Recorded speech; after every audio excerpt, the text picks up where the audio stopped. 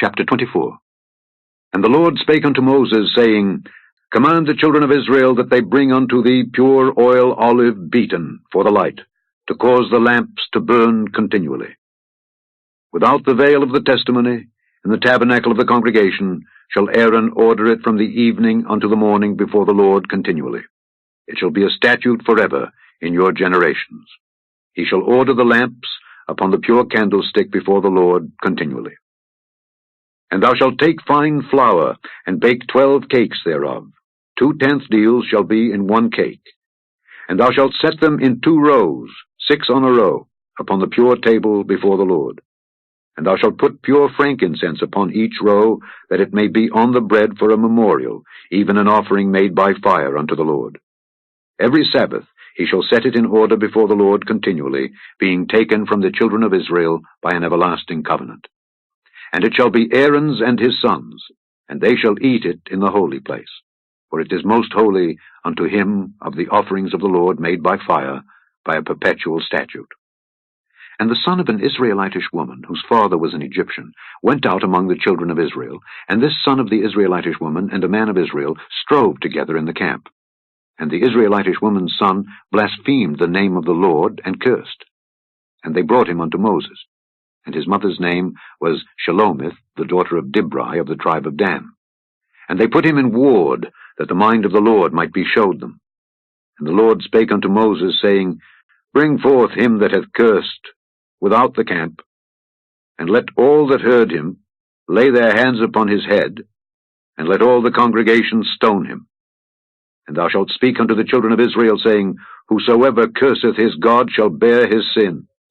And he that blasphemeth the name of the Lord, he shall surely be put to death, and all the congregation shall certainly stone him, as well the stranger as he that is born in the land, when he blasphemeth the name of the Lord, shall be put to death.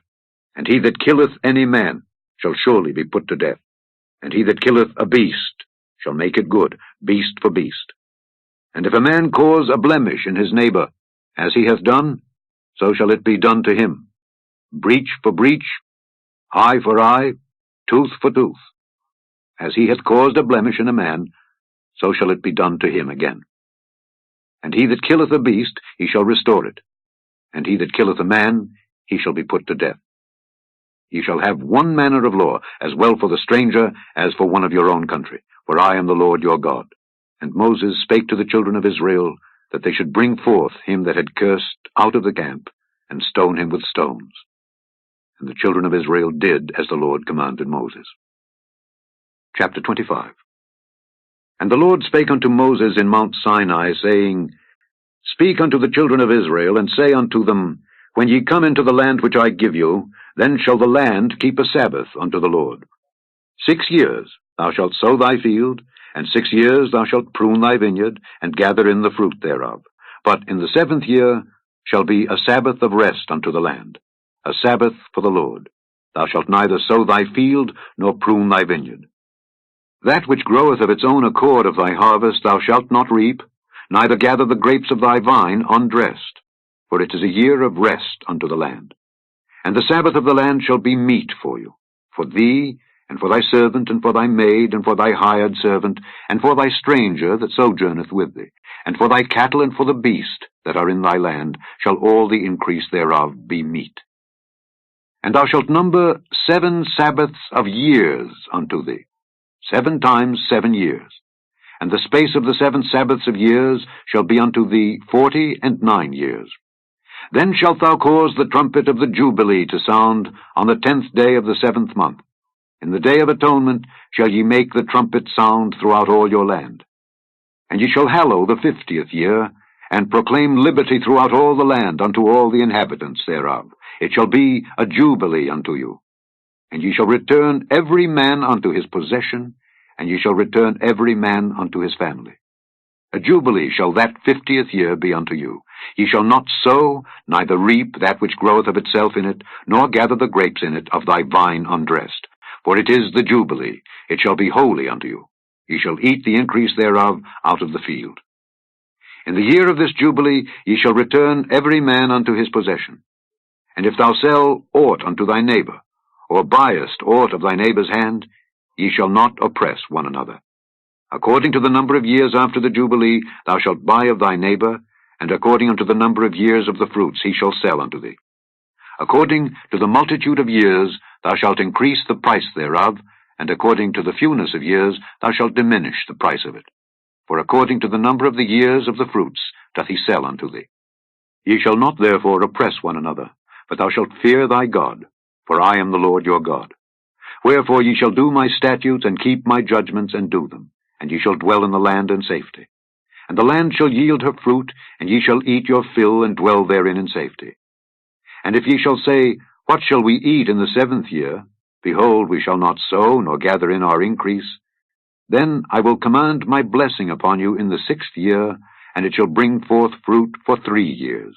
And ye shall sow the 8th year, and eat yet of old fruit until the 9th year.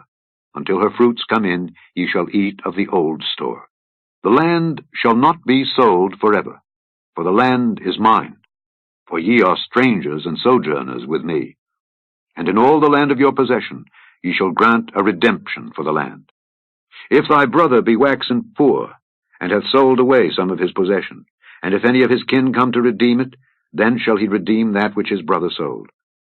And if the man have none to redeem it, and himself be able to redeem it, then let him count the years of the sale thereof, and restore the overplus unto the man to whom he sold it, that he may return unto his possession. But if he be not able to restore it to him, then that which is sold shall remain in the hand of him that hath bought it until the year of Jubilee, and in the Jubilee it shall go out, and he shall return unto his possession. If a man sell a dwelling house in a walled city, then he may redeem it within a whole year after it is sold. Within a full year may he redeem it.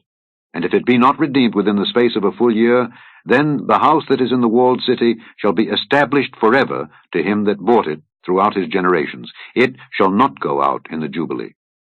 But the houses of the villages which have no wall round about them shall be counted as the fields of the country. They may be redeemed, and they shall go out in the Jubilee. Notwithstanding, the cities of the Levites, and the houses of the cities of their possession, may the Levites redeem at any time. And if a man purchase of the Levites, then the house that was sold and the city of his possession shall go out in the year of Jubilee. For the houses of the cities of the Levites are their possession among the children of Israel. But the field of the suburbs of their cities may not be sold, for it is their perpetual possession. And if thy brother be waxen poor, and fallen in decay with thee, then thou shalt relieve him, yea, though he be a stranger or a sojourner, that he may live with thee. Take thou no usury of him or increase, but fear thy God, that thy brother may live with thee. Thou shalt not give him thy money upon usury, nor lend him thy victuals for increase. I am the Lord your God, which brought you forth out of the land of Egypt, to give you the land of Canaan, and to be your God.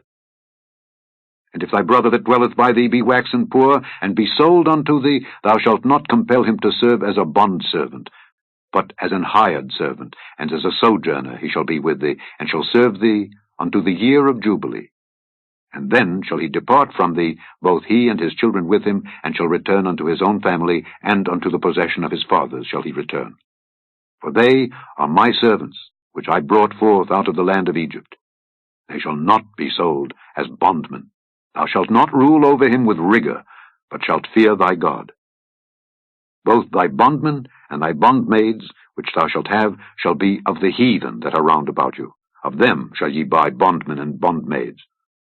Moreover, of the children of the strangers that do sojourn among you, of them shall ye buy, and of their families that are with you, which they begat in your land, and they shall be your possession. And ye shall take them as an inheritance for your children after you, to inherit them for a possession. They shall be your bondmen forever. But over your brethren, the children of Israel, ye shall not rule one over another with rigor. And if a sojourner or stranger wax rich by thee, and thy brother that dwelleth by him wax poor, and sell himself unto the stranger or sojourner by thee, or to the stock of the stranger's family, after that he is sold, he may be redeemed again. One of his brethren may redeem him. Either his uncle or his uncle's son may redeem him, or any that is nigh of kin unto him of his family may redeem him. Or if he be able, he may redeem himself. And he shall reckon with him that bought him, from the year that he was sold to him unto the year of Jubilee, And the price of his sale shall be according unto the number of years, according to the time of an hired servant shall it be with him. If there be yet many years behind, according unto them he shall give again the price of his redemption out of the money that he was bought for. And if there remain but few years unto the year of Jubilee, then he shall count with him, and according unto his years shall he give him again the price of his redemption. And as a yearly hired servant shall he be with him, and the other shall not rule with rigor over him in thy sight. And if he be not redeemed in these years, then he shall go out in the year of Jubilee, both he and his children with him. For unto me the children of Israel are servants. They are my servants, whom I brought forth out of the land of Egypt.